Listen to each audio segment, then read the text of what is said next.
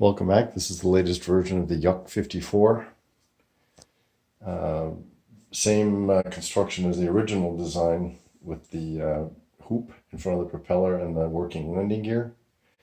And full house 4-channel, so now including aileron function.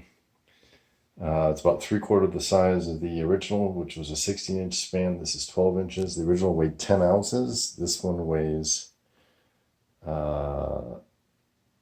about 2 ounces. And it flies with a 200 milliamp 1S battery and this brick, which is now reliable.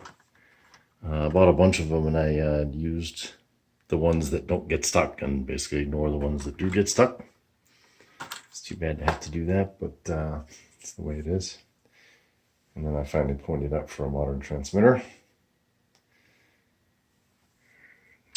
So elevator, rudder, aileron,